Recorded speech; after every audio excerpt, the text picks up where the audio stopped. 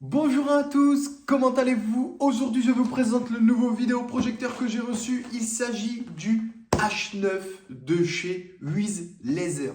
Wiz Laser, c'est une petite marque qui commence à se faire connaître. Vous savez, j'ai déjà fait 2 vidéos sur des vidéoprojecteurs Wiz Laser. Le premier, il y a au moins 4 ans. Et le deuxième, il y a 2 ans. Et le deuxième, je l'ai toujours. C'est celui-ci. La vidéo date de plus de 2 ans. C'était un vidéoprojecteur à 140 €, je crois, en 1080p. J'utilise que du 1080p. La vidéo, elle est toujours dispo, mais le petit point, je voulais juste vous dire qu'après 2 ans, ce vidéoprojecteur fonctionne toujours très bien, même si ça y est, je commence à avoir une légère tache bleue qui commence à apparaître. Mais ce qu'il faut savoir, c'est que ce vidéoprojecteur, depuis 2 ans que je l'ai, je n'utilise plus de télévision. Et moi, la télé, c'était très important dans ma chambre quand je dormais. Ouais, je vais vous parler un peu de ma vie privée. Quand je vais me coucher, j'allume le vidéoprojecteur. Quand je me réveille, j'éteins le vidéoprojecteur. Ça veut dire qu'il tourne toute la nuit. Donc ça veut dire aussi que le bruit du ventilo ne me dérange pas. Même si là, je trouve que maintenant, il fait un petit peu plus de bruit. Après, ici, il y avait une protection filtre. On enlevait le filtre, il fallait le souffler. Peut-être qu'en le nettoyant, déjà, j'aurais peut-être un petit peu moins de bruit. Mais en tout cas, bref, pour vous dire, après 2 ans, ce sont des vidéoprojecteurs qui fonctionnent toujours et font très bien le taf. Voilà, c'était un petit aparté, on va dire, sur l'ancien vidéoprojecteur. Donc, oui, la marque m'ont contacté pour me dire qu'ils avaient un nouveau vidéoprojecteur. Est-ce que je voulais l'essayer? Moi, qu'est-ce que j'ai dit? Bien sûr, franchement, je serais ravi de l'essayer. Ça me fait super plaisir si je peux le tester. Par contre, comme d'hab, je leur ai dit, l'avis sera neutre, je dirais la vérité. Alors, c'est un vidéoprojecteur. Alors, le premier de chez eux, Wiz Laser, 99 €. Le deuxième, on était dans les 150. Là, celui-ci, on est à 270 €. Mais regardez bien dans la description, car j'ai un code promo pour vous qui est normalement dans la description. Et vous allez payer beaucoup moins cher ce vidéoprojecteur. Croyez-moi, je vous le dis. Croyez-moi, ça va valoir le coup. Alors, sans plus parler, après ce retour sur YouTube, je suis vraiment content. On va le déballer ce vidéoprojecteur. Alors tout de suite, vas-y, on va pas 10 ans. La prise. Un câble HDMI, c'est très bien. La télécommande qui ressemble, je pense, aux autres. Ah non, il y a des choses en plus sur la télécommande. On y reviendra, c'est pas le plus important la télécommande. On s'en fout. Ce qui nous intéresse, c'est le vidéoprojecteur, comment il fonctionne. On a un petit papier, on a le manuel. Je loue une petite Swedin pour nettoyer, même si j'ai déjà ce qu'il faut. Alors, ils disent qu'on peut aller jusqu'à 150 pouces, ok? Mais eux, la meilleure taille de projection recommandée est de 60 à 100 pouces. La meilleure distance de projection est de 1,80 m à 3,04 m. Ils sont droits. Hein. Il est conseillé d'utiliser dans un environnement faiblement éclairé ou plus sombre pour obtenir le meilleur effet visuel, bien entendu. Mais ça va être l'Euro et l'équipe de France, je vais regarder. Et donc, j'essaierai de le mettre dehors avec un drap. On verra ce que ça donne. Je pense que ça peut le faire. Alors, les petites nouveautés sur ce vidéoprojecteur, le temps que je le déballe. Un gain de luminosité et autofocus, auto-tout. Vous savez, maintenant, les nouveaux vidéoprojecteurs, vous le posez, il se règle automatique. Et ça m'intéresse beaucoup. Oh, il a l'air d'être énorme le truc. Ah oui. Là, on est sur quelque chose de beaucoup plus gros que ce que je pouvais avoir avant. Wouh! Oh, par contre, il n'y a pas de cache. Il n'y a pas de cache sur la lentille. Et ça, je trouve ça assez dommage, même si au début, je la mets, à la fin, je ne la mets plus. Alors, je pense que les boutons sur le dessus seront tactiles. Car on ne voit aucun bouton. On a le radiateur sur le côté. On a 2 lentilles devant. Je pense que ça, c'est par rapport à l'autofocus. Derrière, nous avons un port Ethernet. Ça, c'est l'infrarouge. Des écouteurs. AV, je ne sais plus trop ce que c'est. On n'a qu'un port HDMI. Avant, on en avait 2, effectivement. Et 2 ports USB. Ça, on a toujours eu 2 ports USB sur leur modèle. Alors, quand même, il y a une belle différence. Bon, ben ça, c'est le deuxième. Le premier, je ne l'ai plus, malheureusement. Je l'ai offert. Donc, le 2, le 3 Le 1, il était tout petit. Mais voilà, on a quand même une bonne différence sur les modèles. Je viens de mettre mon doigt sur la lentille. Ça commence bien. Eh bien, on est pas mal. Qu'est-ce que je peux vous dire d'autre? Alors, 650 ANC, je crois que c'est comme ça que ça se dit, si je ne me trompe pas, messieurs, dames. Je cherche pour vous dire exactement. On est sur du 1080p natif. Il intègre Android. Par contre, je crois que c'est Android 9.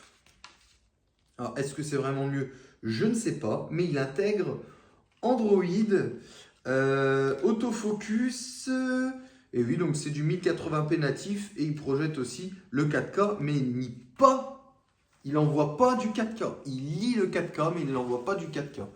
Donc je m'écarte un peu du sujet ou pas. En tout cas, voilà, l'enceinte a l'air d'être en dessous. D'accord. Ah, par contre, le petit bémol sur ces modèles, c'est que, vous voyez, là, en dessous, on n'a pas cette fameuse vis à l'ancienne qui permettait de le mettre, on va dire comme ça, au lieu qu'il soit totalement à plat. Donc, ça veut dire qu'on doit être en face du mur le plus possible. Donc moi, si mon mur, il faut que je sois plus haut, je ne sais pas comment ça va se passer. J'ai hâte de voir. Donc, on va aller essayer ça. Je vais le brancher. On va regarder. Je mettrai l'autre en comparaison pour voir la luminosité. C'est surtout ça qui est intéressant quand on fait une comparaison. Voir si l'image est plus belle. Je le prépare et je vous montre tout ça pour vous. C'est tout de suite. À très bientôt avec ce magnifique vidéo projecteur. Alors voilà, donc là le vidéoprojecteur qui est allumé pour le moment, c'est l'ancien modèle, d'accord? Là tout de suite je vais vous allumer le nouveau modèle. Le nouveau modèle il est vraiment juste à côté de moi. Donc niveau ventilation, on l'entendra peut-être plus. Écoutez déjà celui-ci, le bruit qu'il fait. Ça c'est l'ancien modèle. Là je vais allumer le nouveau, attention. Alors c'est pas réglé, je ne sais pas comment on va se mettre l'écran, mais je vais essayer de le mettre bien à côté de l'autre que vous voyez la différence. On va voir. Alors vous allez voir, il va se faire en autofocus et il va s'allumer. Bon déjà, on le voit tout de suite, il prend le dessus. Comme vous pouvez voir, hop, ici, on voit que déjà, il prend le dessus sur le bleu. Bon, parce que c'est blanc. Ben, attendez, il va se faire tout seul normalement. Vous voyez, l'écran est de travers. L'écran est de travers. Normalement, l'autofocus devrait se faire tout seul et il devrait gérer l'adaptation de l'écran. Si je ne me trompe pas, il devrait le faire. Voilà, hop, il est en train de gérer, comme vous pouvez voir. Et normalement, il devrait nous mettre même l'écran droit, je l'espère. Oh! On est pas mal, il me l'a même bien décalé pour qu'on voit. Alors, je vais essayer d'aller dans les deux mêmes menus des appareils. Donc, je pense pour avoir le même menu, le mieux, ce serait le menu de projection, je pense. Alors, attendez, parce que sur le nouveau modèle, je ne sais pas trop. Qu'on ait un fond à peu près pas, on n'a pas le même fond. C'est dommage, mais comme vous pouvez voir, et là on est en plein jour, hein. Le vidéoprojecteur de gauche, donc le nouveau, prend vraiment le dessus sur la qualité de l'écran et sur la luminosité. Comme vous pouvez voir sur l'écran de droite, j'ai le petit point bleu, comme je vous disais, qui est apparu il y a peu de temps. Voilà, après 2 ans d'utilisation à 100%, je vous jure qu'il est allumé, on va dire, de 21h jusqu'à 8h au matin. Je vais fermer les volets pour qu'on soit dans le noir et qu'on voie la différence en pleine nuit. Voilà, nous sommes dans le noir total, donc je ne sais pas ce que vous en pensez. Mais en tout cas pour moi, de toute façon, on voit que le vidéoprojecteur sur cette partie-là, ici, on voit bien qu'il prend le dessus envers l'autre. Clairement, je vais essayer d'aller voir si... je peux peut-être avoir un menu avec un fond bleu. De toute façon, là, on a un fond bleu au final. Donc, on voit que le bleu là, l'heure prend bien le dessus sur l'autre. Ça, il n'y a pas photo. Si je vais dans Réglage, peut-être que là, on sera sur un fond bleu. Non, on est toujours sur le même fond, malheureusement. Bon, voilà. Je vais éteindre l'ancien modèle. Hop. Voilà. Et ce que je vais faire, c'est que je vais placer le nouveau modèle bien comme il faut à la place de celui-ci, pour qu'on puisse voir ensemble. Je coupe même pas, je vous montre, comme ça vous allez voir le petit truc en plus, vous allez voir si vous le portez, qu'il est en route, que vous le mettez, bon je pense que c'est peut-être pas conseillé de faire ça, mais que vous le mettez ailleurs, et ben voilà, il fait son autofocus automatique. Vous voyez, ça c'est vraiment top. Et franchement, on a quand même quelque chose de pas trop mal.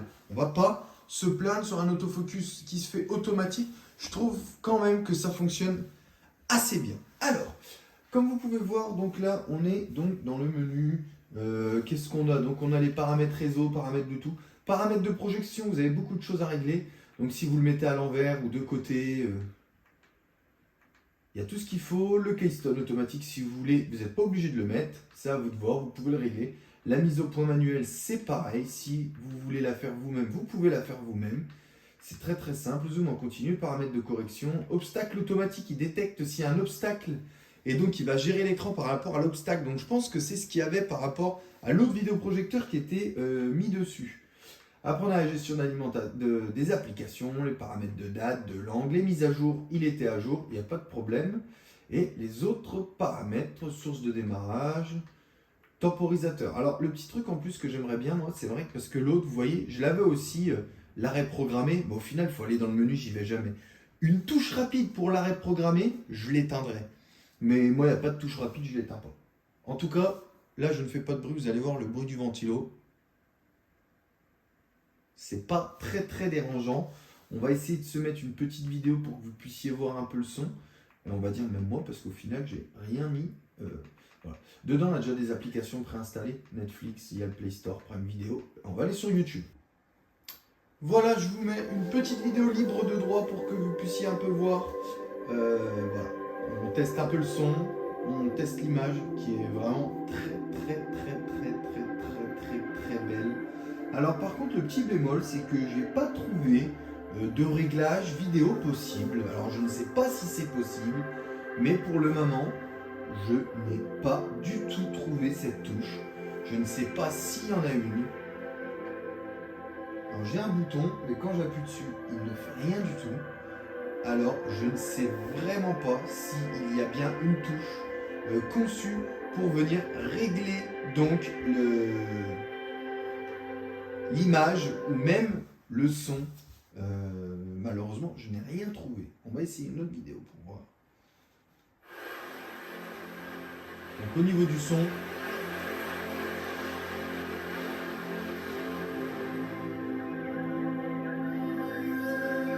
on est, franchement, il est incroyable le son.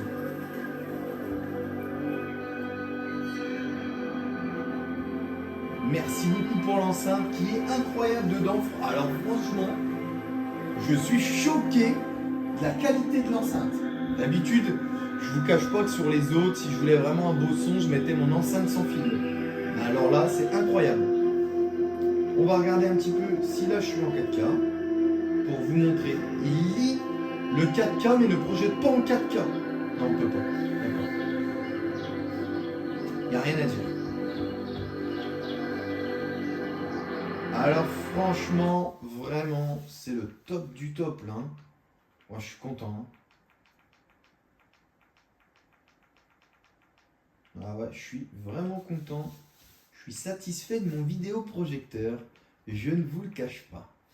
Donc voilà, sur ce, je vous dis, il n'y a que la petite touche au niveau des réglages que j'ai pas trouvé. Et même quand je vais dans les réglages, je ne la trouve pas. Alors que l'autre, je sais que j'en avais une. Mais c'était peut-être quand j'étais en HDMI. Donc oui, peut-être que ça serait quand je suis en HDMI.